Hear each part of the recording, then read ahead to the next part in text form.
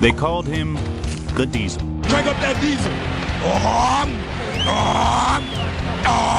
Let's go. He leaned across the table and he goes, "You need to get me back there.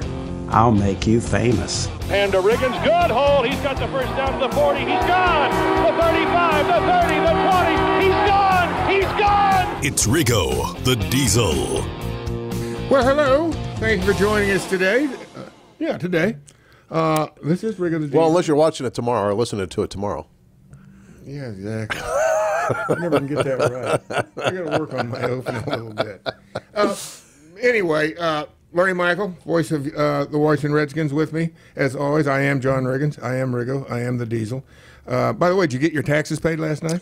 I did. I kind of panicked a little bit because I don't know how this computerized stuff goes, but I sent my check in, right? Several weeks ago. That's the critical part, I think. Several weeks ago, I sent my check in, but I never heard back if it had been received. And so last night about 6:30, I'm sitting there. I'm saying, you know what? It is April 15th, and I've never heard back. So let me go. So I got this little automated thing, and I went back, and yes, indeed, through my bank, I found that the check had been cashed 2 days after I had sent it. So they didn't waste any time cashing that check, I can tell you that. Yeah, I'm trying to think, though. Normally you think, they just take the check. I think it's the only time you hear from them is when they don't get the check. Yeah, I don't know. Maybe I was a little I don't think the IRS doesn't send you out pats on the back. So you think I was a little paranoid, huh? Maybe a little bit. I have to say this. My wife has been doing this. She was almost since when we got married, been married over 20 years. So I used to literally, I would get, in January, I would start almost getting hives thinking about April 15th. Yeah. Because I had to be the one. And the reason, Larry, is, and you're probably not like this, I am the worst record keeper. I didn't know where anything was. Yeah. And, you have to start going back and, documenting everything. And I knew I'd have to do that. And I just, you take 3 or 4 days out of your life, it just wasn't worth it. No, I can understand. I got my own system. It's called the filing cabinet. Yeah. I had one of those. Get stuff, I put it in there. I had all those half pints in mine. I don't know what's and usually what happens is once our season is over, whenever that might be, I pull all those files out on a Sunday and just lay it out on my table and just do it in January. Separate everything. You get your tax stuff done that early? No, I kind of I close the books. Yeah. I reload the file. But you're proactive, basically. You don't wait till let's say April 1st. No. I might wait. Kind of stuff I might wait to pay, but I don't wait to do the work. Or wait till last minute. Yeah. So anyway, big news out here at the park, right? A lot going on. The boys are back in town. They're back. The band is back. So this is. Let me explain this to you. It is part 1, phase 1, week 1. Exactly. Okay. And so this means for 2 weeks they can lift and do cardio and meet a little bit, but it's conditioning. Up to 4 times a week. Yes. So they'll have Friday off this week. And then in a couple weeks they'll go to phase 2. Phase 2, week 1, which you go out in the field and you can use a football. It can't be phase 2, week 1. Oh, you're talking about week 1 of phase 2. Gotcha. Yes. Gotcha. Or week 2, phase 1, week 1, phase 2. So then you got 2 weeks of that. And then the OTAs start. The OTAs mean you can do 11 on 11, 7 on 7. You can actually do teamwork. No contact. And no contact. And no pads, just helmets and no pads. But there's 10 days of that. As selected. 10 days of OTAs? 10 days over the span of like 3 weeks. So there's different schedule, 3 days here, 4 days here. And then there's the mandatory minicamp, which brings me to a question. That is mandatory. I was going to ask you this question. I mean, I don't know. Was anything voluntary back when you were playing? And when did you have to show up? Was there an off-season conditioning program? None of this was, you had 6 weeks, 8 weeks of camp, right? You had 6 weeks of camp. Were you going to Carlisle? When you first started, yeah. Mm-hmm. You'd leave here, in late July. You'd play your first, my birthday's the beginning of August. You play your first exhibition game in August. By the time the end of August rolled around, usually you played right after Labor Day, right around Labor Day, so the regular season opened up. Where were you from then? April 15th, when these guys. What was comparable for you back in that day? Years ago, I had a unique, different than actually for me, I think it worked out. I don't know nowadays. I mean, Dan Riley, who used to be the strength coach for the team, he kind of changed. Well, Coach Gibbs, when he came here, Joe had. His first rookie year here, he had inherited the strength coach from the past administration, and then he decided he wanted to go in a different direction. He brought Dan in from Penn State, And then I remember, and at that point in time, which would have been through 1980 and even 81, that was when I came back after taking a year off, I never lifted weights. I'd never done it in my entire career. Dan Riley was so impressive as a knowledgeable guy about lifting weights that he convinced me, and I think you've heard me say this before, it couldn't hurt me. Right. So I decided to do that. But up until that point, I'd never done anything. And he flew out to Kansas, and we went down to a club that I belonged in, and they had quite a bit of Nautilus equipment there, interesting enough. And he took me through a workout there, and, then he said, this is what you need to do. And I said, okay, Dan, that's great, and I'll see you back at camp. And that was I it. came back to camp, so I knew what to do, but it wasn't what I was going to do. So there was no voluntary workouts, but there was a mandatory report date, and that was it. So you were off until training camp. Yeah, you were. There wasn't, because none of this stuff was in the collective bargaining agreement. And I think guys around here clearly, probably, particularly the young guys, I got to believe guys like Russ Grimm and Joe Jacoby, Jeff Bostic, the young guys, because remember, they was in their second, well, they would have been in their second year, and like Jeff in his third year, I'm sure that they were coming in, because with Bugle around, I'm sure Bugle made it known that it would probably be good for your livelihood if you show up here during the off season a little bit and work out. And so it kind of changed. But as far as football goes, I don't know. And they could have. I'm sure Joe may have taken guys out on the field, and you could do whatever you wanted. You could do whatever you wanted, pretty much, if you were the coach. And I think that, obviously there was probably a little bit of, I don't want to say strong arming, but a little bit if you know what's good for you. Right. That kind of, you just kind of paid off. Innuendo, huh? It paid off. Certainly did. It paid off in a winning team. Did that change your opinion of off-season conditioning when this? Me personally. You personally, because, obviously you had your reputation that you needed to uphold. Kind of, but at the same time, and here's where I really think it gets interesting, and nobody's yet to answer this question. Because there's no doubt that the guys today, as far as off the football field, they work way harder, I think, than the guys of yore. Right. Because A, they've got the time to do it, because B, they get paid so well, basically because of free agency, and that, that they can go out and command some pretty spectacular prices, i.e. Russell Wilson last night, $35 million a year richer. And also in a way, when you're getting paid that much, it's kind of expected. This is actually your real full-time job when you get, you're getting 7-figure salary. Some guys getting 8. But so I'm thinking that the point here that the guys that come back now, they work out so much off the field. And I'm wondering why the guys in my era work so much more on the field. And I don't know if you juxtapose the two groups, and I don't know exactly what year you would delineate from. It seems like the older guys were the healthier during the regular season. It gives you a moment of pause as to how this whole collective bargaining agreement and everything that they are required to do now, is it really going in the right direction? I mean, I don't think anybody really has an answer for it. I've asked Dan Riley, and Dan shrugs his shoulders and says, I can't tell you. There never was, and once again, I repeat myself, but never, ever do I remember ever even hearing about an IV during a game. Nobody ever got cramp. I mean, occasionally maybe some guy would cramp up. Right. That was rare. Very, very rare. Nowadays, it's like almost automatic, guys. You think they're working too hard, John? It makes you wonder with doing what they're doing that there's something going on, the difference between today's athletes and yet. In other words, the body, they've taken it now and they've completely trimmed it down to the most part. You still got, the big hog mollies that play defensive tackle, a lot of them. But then you got a lot of guys that are pretty well ripped and, they're lean. And they do all the weightlifting. And I'm wondering, is that really where it needs to be? Because to give you an example, my workout consisted of, when I finally got serious about it, and that would be about a month before, maybe at the beginning of July. Right. I would run sprints. I would do a little jogging. But then I did stuff like punch the speed bag. I would climb a rope. I got some rebar, and I made myself a little balance bar, and I made myself a little tight rope where I'd walk a tight rope. I did stuff that was, what do you want to call it, outside the envelope. Yeah. And for me, that stuff always worked better, and I'll tell you why. Because we had offensive linemen that could bench press 400, 500 pounds. And Larry, I think on my best day, if I could get 250, I was really getting it done, because I didn't do that. But I'll tell you this, you go out there and you put a climbing rope in front of me, and I would be able to sit on the ground and climb that rope, hand over hand, sitting in that L position all the way. Like a ninja.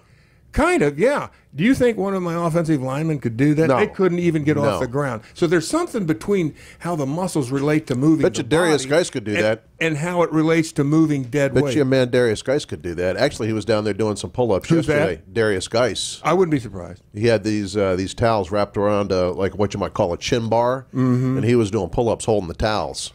I'd like to see And that. I mean, that's a difficult thing to do. I might be able to do one of those. He was cranking them out. Want to talk about a couple Redskins, but we got to take a break. Sure, let's do that. Helping people improve their lives is what should drive business. That's the belief at Koch Industries, which employs more than 65,000 people across America. Team at Koch works together to meet the world's changing needs in transportation, medical care, water filtration, household goods, energy-efficient building products, and everyday technologies, all while consuming fewer resources. See the innovations firsthand at kochindustries.com, John. All right, is your plumbing ship shape? Would it pass the O'Connor Plumbing white glove test? This is John Riggins, and I'm here to tell you about O'Connor Plumbing because they understand this. And if you're like me, I'm one of these people, we put off crucial decisions because it's going to cost us money, right? But, you know, when you stick your head in the sand, usually it ends up costing you more money. O'Connor Plumbing gets it. They're going to help you figure out how to finance any of your plumbing needs, which is going to take a lot of stress out of your day. If you play with water, you're going to get soaked. Keep that in mind. So, with that in mind, call O'Connor Plumbing at 1-833-RIGGO-44 and ask about their special financing options. Well done. I love the way this one starts here, Todd. Here's a little tip. If you need a mortgage, use the pros at McLean Mortgage. Buying a home can be stressful and filled with hassles. The experts at McLean Mortgage understand what an important financial investment your home is and will seamlessly guide you through the process to successful home ownership. Smooth, amazing, easy, professional, first-rate. Some of the reviews from their tens of thousands of homeowners. Trust McLean Mortgage. Check them out, McLeanMortgage.com. Lending as it should be. Ladies and gentlemen, stand back and watch the Phoenix rise from the ashes. Stand back. It's Riggo the Diesel. Oh, I'm never going to live that down. What was I thinking? I was completely sober that That was night. the question I had in my mind. What had you done before you showed up for that appearance? What was I thinking? He was cold. I'll tell you what. Part of it was, though, that there was hardly anybody in the stands. Seriously. There was like, John, you got to come to the stadium and do something like that this year, John. Come on, let's come up with something. I mean, you've done. Yeah, but you've I'm done telling you, Larry, I want people in the stands. I don't want to get, I had You do it right before kickoff. Huh? Right before kickoff. Maybe if right we before that. advertise it, we actually will get people in the After, stands. maybe some special presentation before the game or something, and then it turns out to be Riggo doing something I'm fun. liking where this is going. The first annual Rises lifetime. like the Phoenix. Maybe he comes in his uniform. Maybe there's a smoke machine or something. There he comes. He's rising into the smoke. Here is Riggo, and he's going to do something. Or he parachutes in. Well, you get him to do that? No, I've got just the opposite, Todd. I don't think he's gonna do Years that. ago, my brother and I used to figure out, we'd do all kinds of stupid stuff. One year, I was going to go show up at training camp. This was when I was playing with the Jets.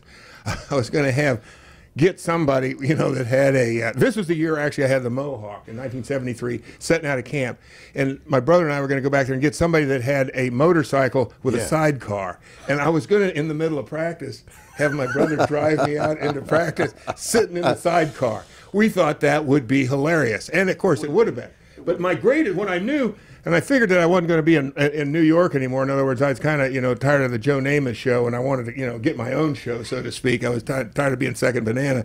I was actually, the last home game they played in, which would have been the very last game of the season, which was against the Dallas Cowboys. The last game I ever played as a Jet was at Shea Stadium against the Cowboys, 1975. I was going to have a helicopter, like in the middle of the fourth quarter, come down on the field, wave to the fans, get in the helicopter, and disappear. I love that.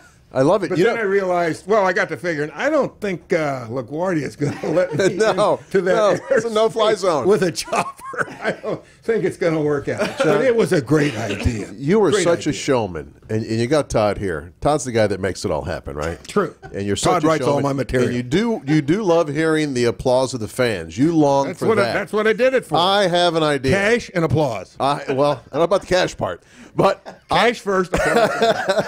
I have an idea which I just hatched. Well, I'm not going to say this on the podcast. Oh, you got something coming No, up? Something- you know what? Let's have a meeting tonight. Okay.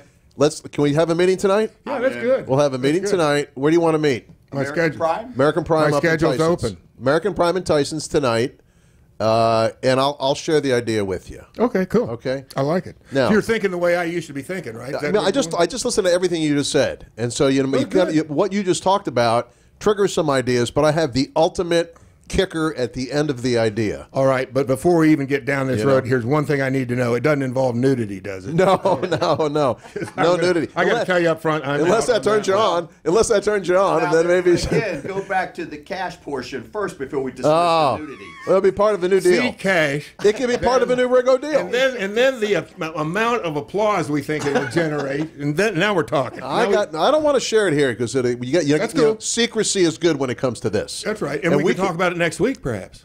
If we have our, I see. This is something that can only be done one time, and it's got to be like you got to have a clearance to know what we know. It could be done more than once, but you don't want to spill the beans. The impact it would have, the applause that it would garner, the adulation that you would receive by doing this is something you cannot fathom.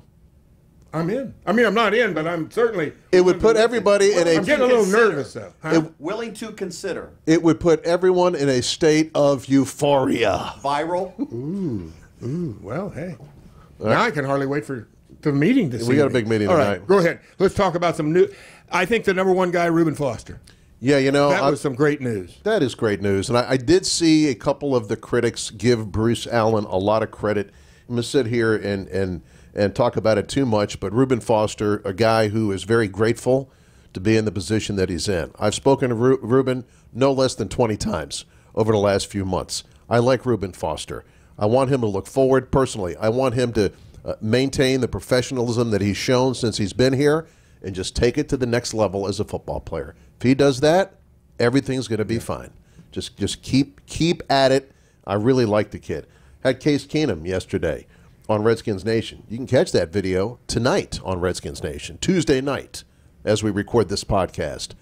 You're going to like Case Keenum. He's got a big, huge personality. You know what he did? There's a guy named Charles Cootie, former Masters champion. Todd remembers that name. Seems like I Charlie heard that Cootie. He's just like the most unexpected Masters champion back in the 60s. He's from West Texas, and Charlie Cootie's still alive. And they have a golf tournament out there in Abilene every year, and that's where Case is from. So Case participated in the golf tournament. He went. He wouldn't tell me where he found it, but he went. He said he's got a guy. He said I got a guy. That's how I did this. And this is something John would do. I don't know. Maybe he wouldn't. We were talking about that last week. Somehow he found a golf shirt from the 70s, a Washington Redskins golf shirt. Oh, yeah. And he had a visor, and all this stuff was like off of eBay or something. And he showed up at the golf tournament wearing this stuff. When I asked him, he started smiling. He goes, I'm not telling you my sources, but I had to get dressed for the occasion. Which, I mean, He was vintage. Vintage, and he went through the trouble to do it. Who's going to do that? classic. He's going to do it, which you're going to like this guy. Of course, quarterback situation the way it is. You know, you got Colt McCoy, who's in the building. He's part of the offseason program. He's a heck of a guy himself. And then the draft, and on our rundown here, kind of knocking all these things out. The era of misinformation now is in full swing. Don't believe anything you hear. And we'll find out next Thursday who the Redskins draft. I wouldn't believe anything. And the process isn't over. I've talked to all the scouts here. We did a Meet the Scouts series. You can see that on Redskins Nation. You can see Riggo. We'll put some of this on Redskins Nation, for crying out loud. But it's amazing how much work goes into it and how little they're going to tell you about it, because they're not going to tell you anything about what their plan is, and that's just the way Well, it we is. had Doug on, what, 2 weeks ago, 3 weeks ago? Yeah, he'd said it right. I mean, you know, why would you tell anybody? Why would you tell anybody? Well, you can say whatever you want, because probably it isn't exactly what they're talking about in the real meeting room. Or you could actually tell the truth. Nowadays, nobody believe it anyway. It's like, you know. It's liar's That's true. poker. It's liar's poker, and maybe maybe you do want to take people off the scent a little bit by putting something out there. But you haven't heard. this franchise doesn't put a lot out there. I mean, they don't. You know, you hear some different stuff that happens after the fact. People thinking they know what's going on, but they play it as a rule, they play it very close to the vest with the Redskins, and this is just, I think, what's best for business. I really believe that. You know, along those same lines, though, and this basically you're just doing your homework so everybody can draw their own conclusions, but has Kyler Murray been here yet, or is he due in it? Wasn't he supposed to come and visit? I thought I read that. I cannot confirm or deny it. I have never seen the man in my life. No, I haven't either. In the photograph I just saw for the first time yesterday, but I thought he was. But there's also been some quarterback. The kid from Ohio State. Has he been through? There's been a couple of quarterbacks that's been here. I haven't seen any of these guys, but you know they're not going to parade them in front of me. But you know, obviously, all these teams are doing the same diligence. Yeah, that's what I'm saying. Pro days and all this stuff, and it all just adds up. And you bring the guy in, you meet him. Do you like him? You probably met him at the combine. This is the second, third, fourth, fifth meeting. Mm-hmm. Did you see the guy at the pro day? You know, what kind of interaction have you had with these guys? And there's so many of them. I do think, though, that the amount of information is so much to consume.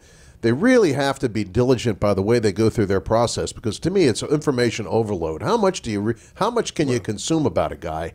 Now, if you really like somebody and you want to make a trade for him, you probably want to go that extra step. But how much can you consume? Well, this also speaks to the whole genre, I guess, that the NFL has created when you say regarding the draft. I mean, I don't know, Todd, I would get his input on it and yours as well. This is almost the way they market the draft. I would say it's second only to the Super Bowl. Now, not close, of course, but what other event does the NFL kind of market and create? 2 months, John. It starts at the combine. Exactly. They promote it for 2 months. That's my point. Because you talk about the overload of information. Yeah. It starts there. It doesn't stop, because this is where I was reading the paper saying this quarterback's going here, he's doing his day here, and and all the different quarterbacks. Because obviously that's the people that most fans are interested in, because there aren't enough great quarterbacks, good quarterbacks in the NFL to go around, so they're the most popular every year, I would say. No question. I mean, you know, and this is a team here, the Redskins, you know, I guess it's no huge secret that good chance they're going to draft a quarterback this year. Rounds 1 through what? 4 or 5? I mean, Tom Brady, 6th round. Who knows? Who knows what they're going to do? And they've got different needs, so we'll see. We're going to find out. You know what? We're going to find out how your yard is doing, John. Okay. After this. I can hardly wait. Times the Money family of scratchers from the Virginia Lottery offers a game at every price point and over $345 million in cash prizes for the whole family. From 2 times the money and its top prize of $4,000 to 100 times the money and its top prize of $7 million. You got that? These games offer you a chance to find multipliers to multiply your winnings and win big. If you find a 100 times symbol in 100 times the money, you multiply your prize by 100. You got that? Consider what multiplying the good things in life would mean. Now think about money multiplied. That's what Times the Money family means. Find the games at your lottery retailer today. John, when he walked, he had a little bop to him. And besides that, he had the booty out there. They nicknamed him Chocolate Chip. Story time with Riggo. And I got that going for me, too. Way to go, I am the funky white boy, okay? Let's get down on that one. All right. It is springtime, Larry. Yes, it is Not springtime. only is it depressing because of taxes, which we've covered already today, but it's also depressing because, and I got to admit, I've lost my zeal. Because I am the landscaper at my house. But now it's time to get out and do some yard work. Yeah. And I did aerate the lawn. Now, in the past, I've rented an aerator, went and picked it up. They weigh about 200 or 300 pounds. Cost you about $120 for the day. You punched it. And then come home. I mean, you take it. Not with the foot spikes. Oh God! Come on. That's beyond amateur. I don't know what you would call that. Amateur. Oh man! You got to aerate the thing with the machine, man. Exactly, but it's a pain. You know, you got to go over, pick it up, bring it back at a certain amount of time. You got to make sure the weather's cooperating with you. You got to get it out of the truck. It's a lot of work. So I found this machine. It's all strictly manual, and it's built. The guy designed it off of rotors on disc brakes. The rotors of disc brakes were pretty heavy, so he's taken 2 of those, and on the side of them, he's basically put the same tines that you'd find on an aerator. And the weight of, if you get enough rain or you water your lawn, this thing will do a pretty good job of running through there and aerating your lawn. Well, I bought this thing because it was like $250. Sight unseen, there's no way you're going to go down to your hardware store and try one of these things out. And it actually worked pretty good. There's only one little snag. It will wear your butt out. Good God. I would do a lap, and I felt like I was running 220s getting ready to come back here and play football. It's disc brakes. It's a rolling wheel of spikes. Yes, exactly. And a heavy wheel of spikes. But those spikes got to go through the ground, and if it's a manual machine, you're huffing and puffing. Yeah. It's like pushing a sled. And so I asked the guy, I said, hey, how about you, because it only goes down like 2.5 inches or 2 1/4, something like that. I wanted to go down 3. And now I realize, the guy said, well, it'd be pretty good if it went down 3 inches, I don't think I could push it. It would be stuck. I'd have to pull it behind the truck, I guess, which would defeat the whole purpose. Anyway, here's where I'm going with this. I'm kind of at that point, I hope it's not in my life that it's going to change. But I just got no time. I can't. I've been sitting around looking, just kind of liking the fact that it looks like rain. Ooh, it's windy. I can't do wind. It's like I'm staying inside. I'm finally getting to the point where push is coming to shove, because now that I've aerated, I have to reseed. I got to reseed the lawn, and then I've got all kinds. I don't know about what your lawn looks like, but man, I got these winter weeds that come on. Oh, it looks like I've got all kinds of spot spraying to do, and then I got to fertilize, and I got these arborvitaes. This is the best part. I planted about 123 arborvitaes. Those are those big evergreen trees, exactly, right in front of your house. And I planted. You planted I had those? I had a bobcat, but I planted over 80 of them by myself. Tall. What are they, about 15, 20 feet tall? Yeah, and they weighed, when I got them, they were bald and burlap. I think they weighed about 1,200 pounds. And I'd have to get off the bobcat, get the chains on them, put them on the wire basket, brought them over. No help? Not for the last 80. The first 30, what did we get? 40. You get 43 on the load. Was it 39? I can't remember. You planted 43 1,200-pound trees. No, I planted over 80 of them by myself. Yeah.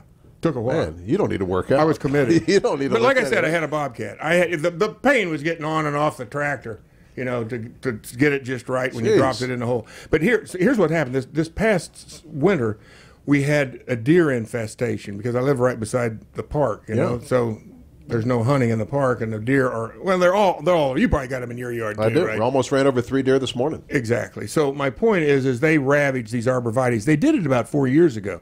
So I've been through this. 4 years ago, I put up an electric fence, and I got the electric fence that had the images of the animals that it would repel. And when I saw the grizzly bear, I went, that's the electric fence that I want. Seriously, it's got like, I don't know how many joules of juice that it's got. Jeez. And I'm going, that's what I want to see right there. So I got that. It worked out fine. Well, the last couple, 3 years, been no problem. All of a sudden, out of nowhere, in 1 or 2 nights, they came through there, and it looked like, that I'd hired some landscapers to come in and just trim the bottom of my Shaved them down a little. You've seen them when you drive around. You'll see evergreen trees that are all trimmed down here, and they're big and bushy up above. Yeah. That's deer that have done that.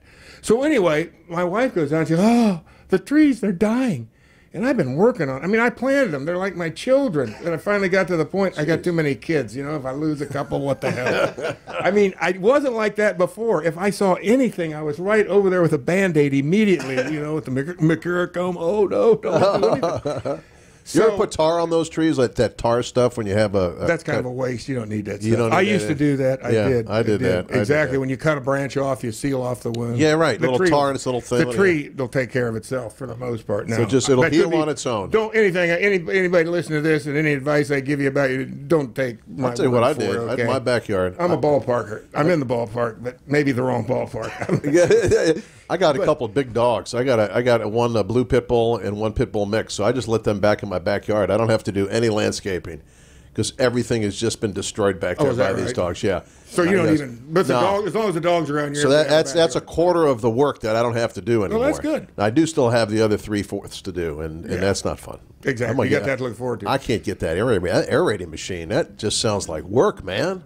No matter which way you go, it's going to be work. Like I said, if I'd have went and got the motor-driven one, that's powered and it weighs 300 pounds, that's a pain. The one I got's a pain.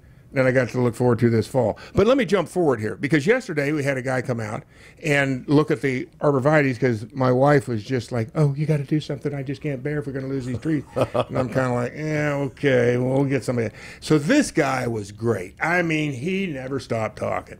He was, you know, I use the term JP5, which goes back to way back in Centralia, a kid that joined the Army or the Navy, and he was on an aircraft carrier, and he started one, and he shows up at KU, and I hadn't seen him in 3 years, and all of a sudden he's got all this vernacular of military stuff. And of course, there's planes that fly in off, and he says, well, that plane used JP5, well, this one JP3. I'm going, what is he talking about? Jet fuel, basically, jet petrol. And so I didn't know. So everything to me that's complicated, and, you know, somebody, you know, if they're doing brain surgery. That's your code word. It's JP5. You know, it's like, it's stuff that you don't have. It's arcane information. This guy's laying JP5 out on me. You say 0800 hours, or do you say 8 a.m.? Yeah, exactly. That's the only thing he missed. I don't think he said. I think he did say a.m. when I was waiting for 0800 hours. Anyway, he goes through this long list of stuff, which I'm not saying. I'm sitting there going, and my wife is just taking it all in, like, okay, this is what we got to do. And I'm thinking, don't worry about the deer. You know, they're going to spray stuff on the trees. Right. Those deer are going to say, hey, thanks for the salt and pepper. That was nice. I mean, it works every time. It's like mace on a grizzly bear. They go, hey, I like it a little spicy. That's good. Exactly. So anyway, he gets all done with that, and I can see, he's going to spray the trees. Now we got a fungus in the trees, and also they need to be fertilized, which I just bought the fertilizer for him yesterday. Cost me what, I think about $60 for 2 bags of fertilizer. I'd be paying them $6.40 to do the fertilizer. It's like, are you kidding me? The total bill, if I have them do the whole enchilada, about $13,500. I can replace $13,500. I can replace the entire $13,000? Yeah, I can. The deer treatment is almost $10,000 by itself. Now there's two ways. I'm going to put the electric fence back up. It is going to look like Skywalk 13. You got to be kidding me. And I might have to go. I might have to do what I did to Rocky Raccoon. Stake out. I might have to go back up into my hide. I don't know. It's very possible. For $13,000. Yeah. And what did the missus say about that? Well, that's when she that invoice a little bit. Then all of a sudden it was, well, okay, you take care of the fence, because you got to do that. You got to make sure you put that fence back up. Oh man, hey John, So anyway.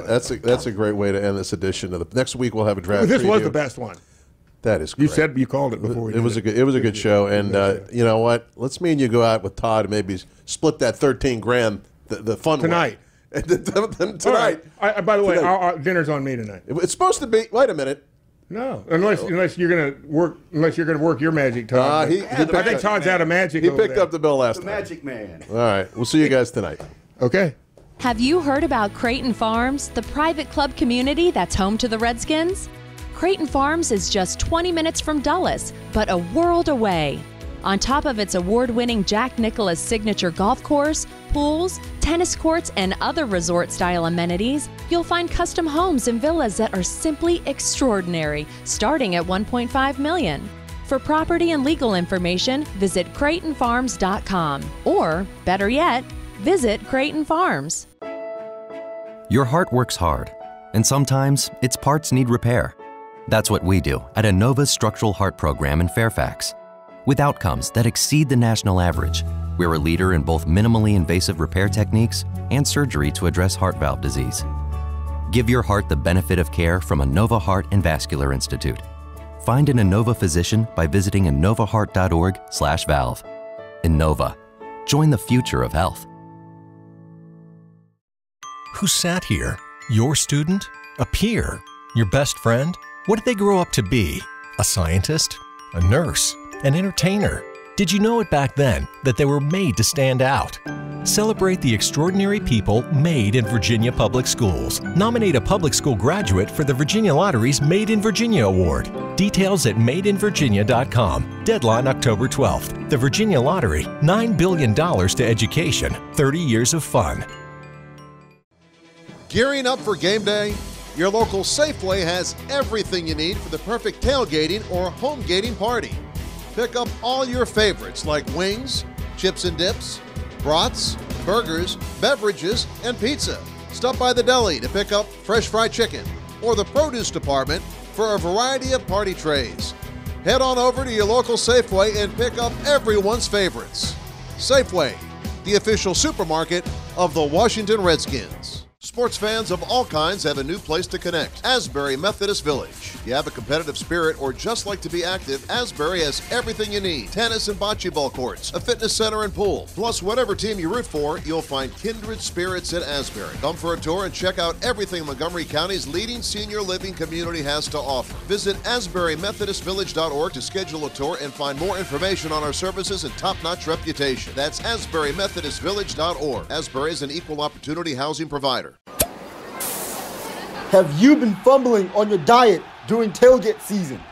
Well, it's a new day for a new game, and White House Foods has the solution for you. With the vinegar beverage of choice, Detox. Packed with lemon, honey, cinnamon, and apple cider vinegar, this organic, non-GMO verified product is the play you need to get your head back in the game. From our orchard fields to your football field, White House.